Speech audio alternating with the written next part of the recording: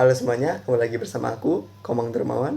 Pada video kali ini, aku akan membedah penerapan DFD pada Sistem Informasi Penerimaan Peserta Didik Baru SMA Muhammadiyah 3 Surabaya.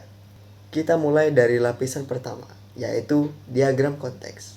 Di sini, sistem digambarkan secara global sebagai satu proses tunggal. Hukum DFD yang harus dipenuhi di sini adalah batasan sistem. Kita lihat sistem berinteraksi dengan 3 entitas luar. Yang pertama, peserta, yang kedua, panitia, dan yang ketiga, kepala sekolah. Perhatikan bahwa di level ini tidak boleh adanya data store, karena pada level ini hanya menggambarkan aliran input dan output utama saja. Selanjutnya, kita masuk ke rincian di DFD level 0. Proses tunggal tadi didekomposisi menjadi 4 proses utama. Yang pertama, pendaftaran, yang kedua, pembayaran, yang ketiga, laporan, dan yang terakhir, seleksi. Di sini, kita memvalidasi hukum interaksi data store.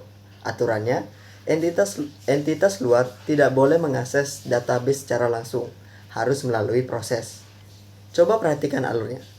Data dari entitas peserta masuk dulu ke proses pendaftaran, baru kemudian disimpan ke data peserta. Tidak ada garis langsung dari peserta ke data store. Ini menunjukkan desain sudah mematuhi kaidah keamanan alur data. Sekarang kita bedah lebih dalam ke DFD level 1 pada proses pembayaran. Di sini kita menguji hukum balancing atau keseimbangan data. Prinsipnya, input dan output pada level detail ini harus sama persis dengan level di atasnya. Di level 0, proses pembayaran menerima bukti transfer. Di level 1 ini, input tersebut tetap ada dan diproses lebih rinci melalui tahapan 1, upload bukti transfer. Kemudian masuk ke 2, verifikasi. Alur ini logis dan konsisten, memastikan tidak ada data yang hilang atau data asing yang tiba-tiba muncul di tengah proses. Kita lihat juga contoh pada proses laporan. Di sini terlihat proses utama data store sebagai penyedia informasi. Perhatikan proses 1. Laporan peserta mengambil data dari data peserta.